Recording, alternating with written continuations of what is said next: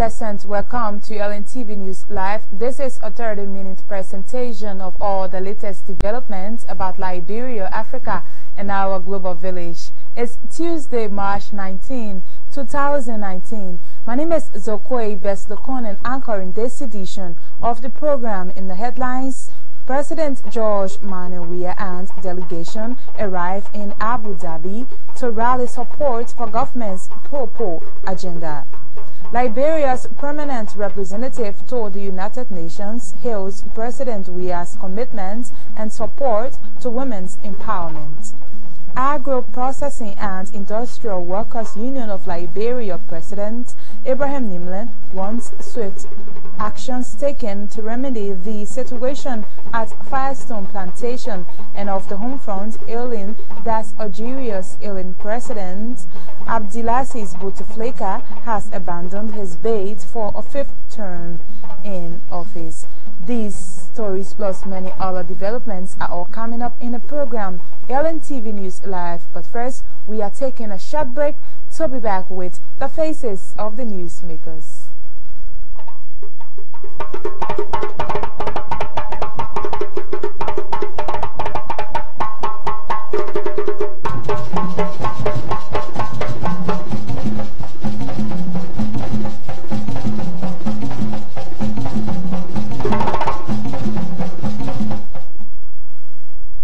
Welcome back to Lntv News Live. Liberian leader President George Manneh is in Abu Dhabi on an official visit. The president and delegation arrived Tuesday and began holding series of discussions aimed at sourcing support for government's pro-poor agenda. On the line from Abu Dhabi, Presidential Press Secretary Solo Kegbe explains more about the president's discussions with officials of the United Arab Emirates. On 7:30, the president has hit the ground running. He has been holding meetings, and one of those he met is Sultan Ahmed Al-Shabaab. He is the Minister of State in the UAE. He is also the Director General and CEO of Abu Dhabi National Oil Company. They call it the ANAC Group.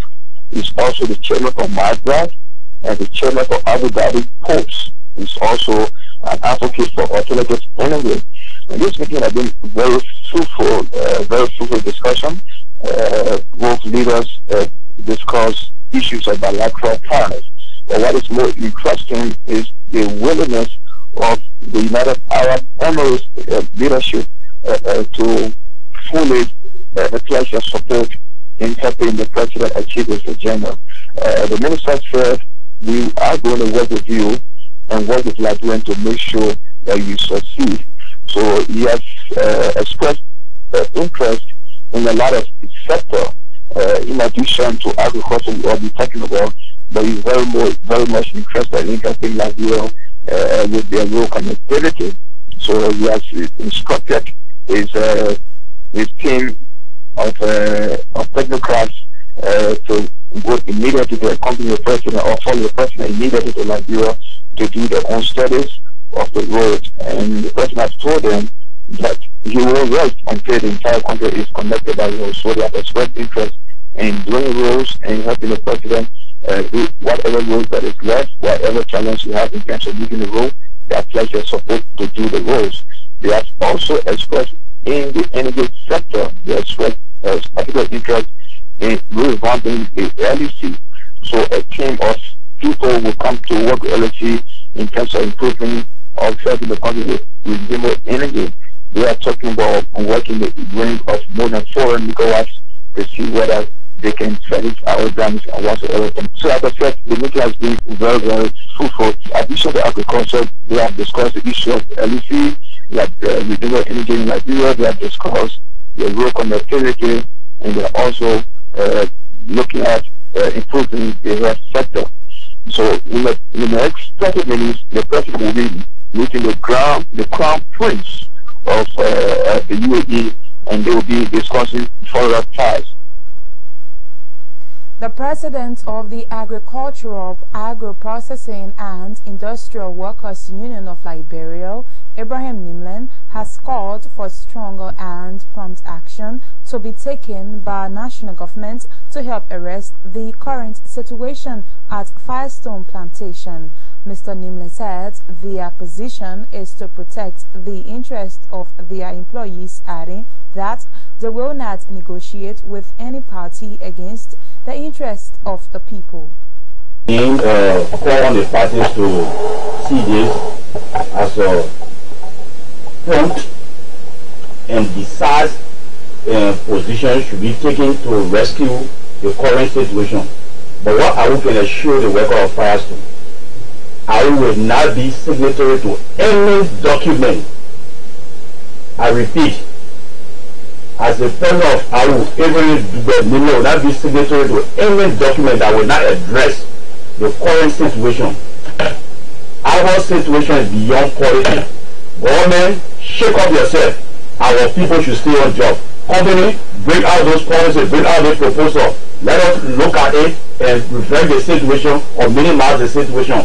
We are not off for play. And any meeting that will be called for this ongoing situation that don't impact AWU, you can rest assured that we will distance ourselves from any findings. Our interest is clear, non-negotiable. Our people should stay on job.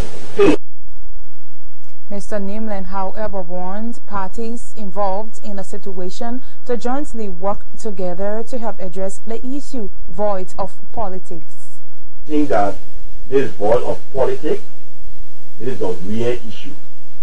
We need our people to stay on job. We are not party to any situation that will bring or decline into the economy. We are not part of any situation that will disrupt or make this government unpopular. Our interest is constant.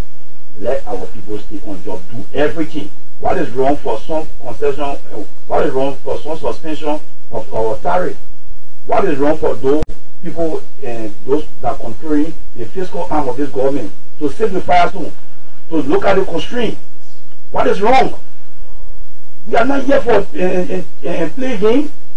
Our people should stay on job. That is our interest. Those technicians get down. This is not only the law of the Ministry of Labor. This is also a sound of land agency. We need people to come out. Come out. This is not unique to Liberia. Are you calling for every one of them, all of the 800 employees to stay on job, or at least the number should be, fair in terms of if you're cutting your losses versus those who stay versus those who go? Our interest here is that we need workers on job. We have our part to play. If the stakeholder can come on the table and give their part to play, we can go to our membership and have our part to play. We have done that in the past before. So we need all this is as our Liberia's permanent representative told the United Nations Ambassador D. Maxwell Kimaya has described as remarkable President Weah's practical commitment and support to the empowerment of women in Liberia. Ambassador Kimaya made the comment recently at an array of Liberia's delegation attending an ongoing 63rd session of the Commission on the Status of Women in the United States. I find it prudent to further express immense appreciation to His Excellency Dr. George Manneh Weah, President of the Republic of Liberia, for his unflinching practical commitment and support to the empowerment of women in Liberia, especially in his role as feminist-in-chief. The composition as well as the size of the Liberian delegation to the 63rd CSW, which reflects a broad spectrum of the women, girls, and he-for-she's of Liberia, is a clear manifestation that the Liberian government is committed to availing opportunities to all the women throughout the length and breadth of the Republic of Liberia. Under the theme for the 63rd CSW, and including the just ended Liberian side event, you all have clearly disseminated to the world practical initiatives taking place in Liberia aimed at advancing the lives of women, girls, the vulnerable, persons with disabilities, and the marginalized, predominantly through cash transfers. We have been informed of the inherent benefits and impact the cash transfers initiative will additionally have on the lives of the women of Liberia as the Liberian government further works in partnership with USAID and the World Bank. Also speaking, Gender Minister Willamette Sidita called for more support to women empowerment.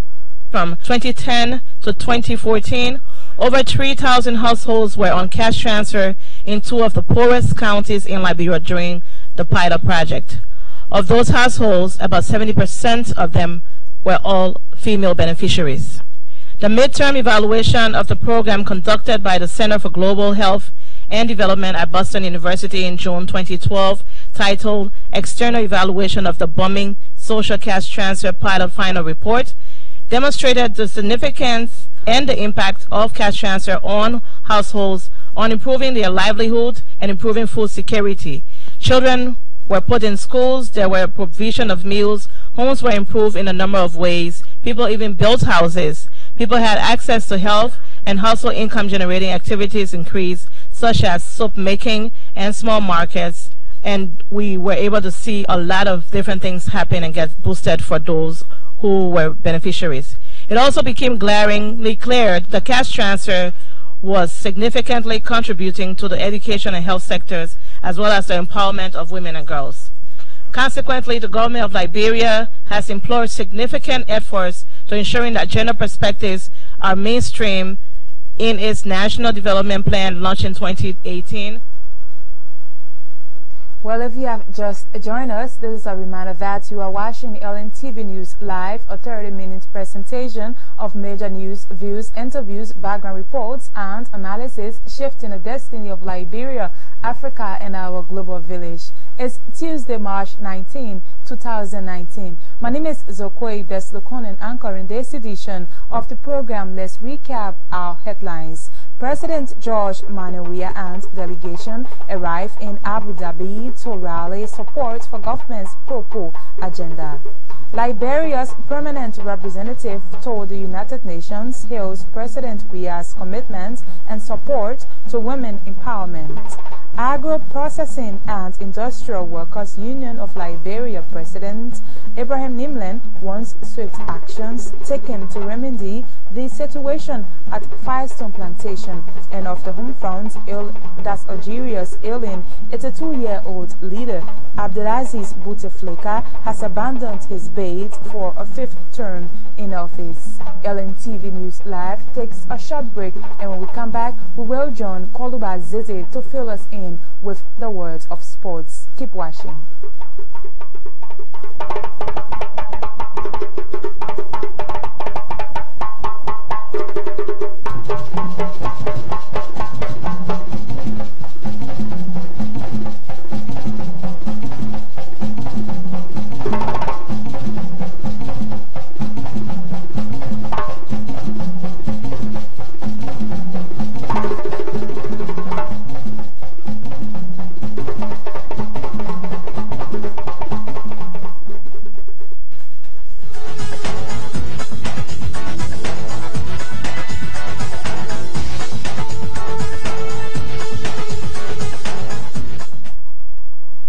Good evening, welcome to the sports, where we start with news from Abu Dhabi, where Liberia won its third gold in a Special Olympic Games taking place in the United Arab Emirates. Liberia competing in that event for the first time. On Tuesday collected medal number 4 and gold number 3. Samuel Smith, 21-year-old Liberian Special Olympic athlete, won the gold medal, clocking a time of 16.82 seconds to finish as number 1 in the 100-meter event. The bronze, Liberia also collected a bronze medal with Edmund Salim Ashraf, who finished 3rd in the 100-meter heat, that's 100-meter race, making the medals number 4 for Liberia. Ashford won his first medal, which was Liberia's first gold medal on Sunday when he raced. And the Special Olympic Games is a multi-sport event staged annually for athletes with intellectual disabilities. Reports coming in says Liberian international football player Savannah's Nimle has been deported from the Democratic Republic of Congo. According to the report, Savannah's Nimle, who plays for Sparta Moscow in Russia, was deported from DRC because of documentation. Sources at the LFA confirmed the report, saying player Nimle was deported because DRC football authorities failed to provide supporting documentation that who have admitted the player into the country. LFA President Mustafa Raji confirmed the report as well, saying the situation is being handled by the Liberian embassy and the Lone Stars advanced team in DRC. Liberia is to take on DRC, and Savannah's Nimle is among 20 players invited to take on the Leopards of DR Congo Sunday in Kinshasa. Another report says 3 players invited on the tournament squad have arrived in the DRC. Ban Shema, Sam Johnson, and Terence Tisdale are all in the DRC awaiting the delegation from Monrovia. Meanwhile, the Liberian delegation is yet to will depart the country tomorrow, but a full listing of those members making the trip to Congo is yet to be released. At the same time, a member of the LFA Mobilization Committee for the Lone Stars qualification, Lejahu Rennie, has resigned from the committee. Mr. Rennie did not state reasons for his resignation in his communication to the LFA president this afternoon. The LFA held its draw for the 2019 FA Cup, which kicks off tomorrow with several matches, and Sandy will take on Nima Kwado, while Jabu and Watanga will face each other. Power from Gore, a club based in Greenville, Sano County, is due to face Mati Barrow, but reports coming in says Mati Barrow has written the LFA asking for a change of venue to that match.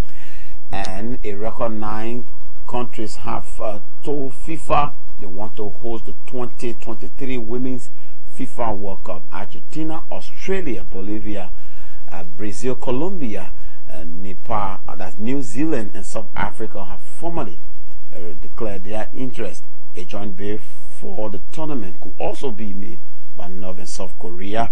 And World Football's governing body, FIFA, has given those interested to bid for the competition that they have up to 16 April this year to submit the bidding registration. The 2019 Women's Football World Cup will take place in France between June 7 to July 7. Unfortunately, Liberia doesn't qualify to compete in those events. That's it for the sports.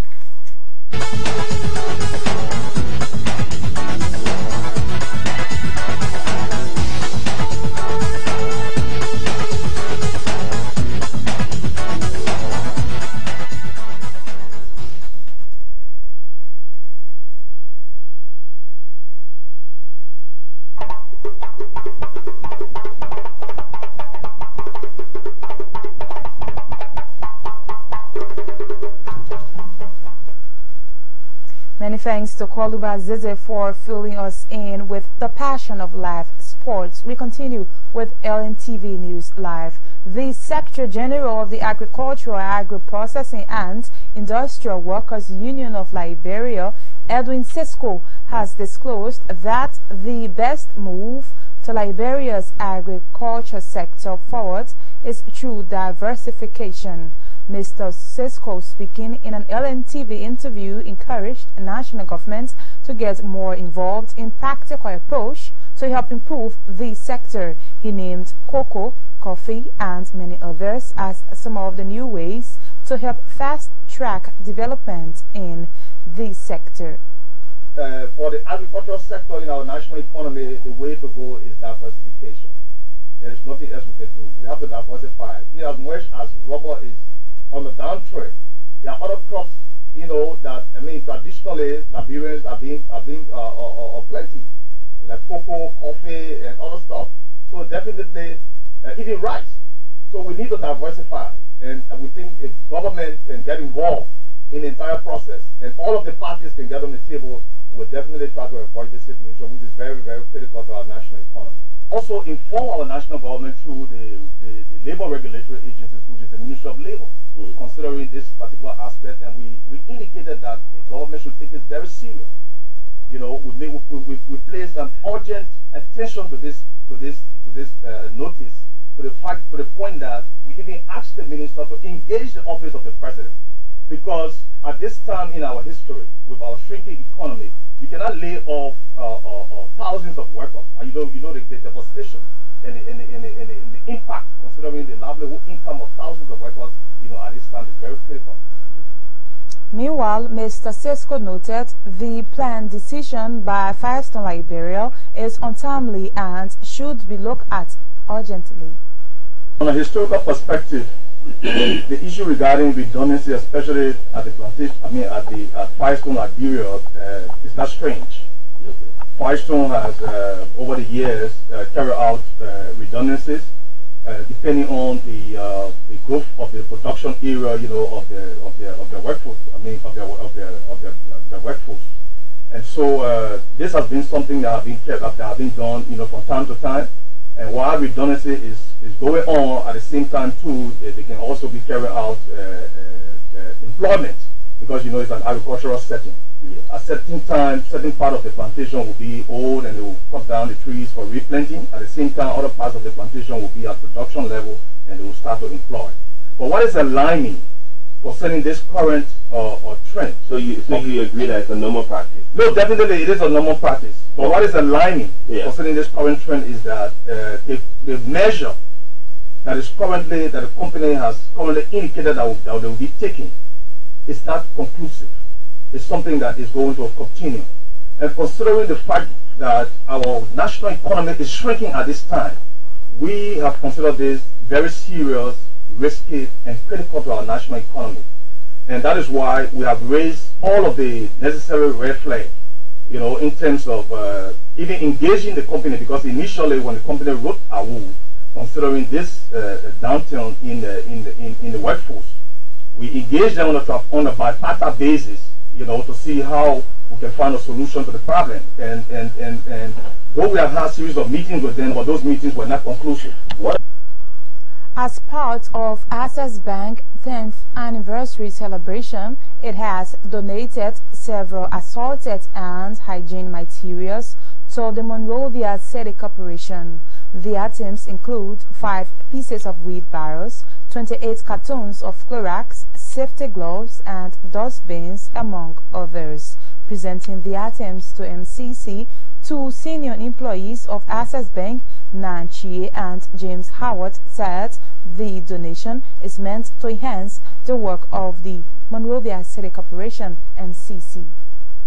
Already, we also have to do some programs that will affect the community. We thought it was that we can't only donate these things to the community, but the authority that control the community, which is the municipal authority, we have to donate these things to, so that it can actually go down.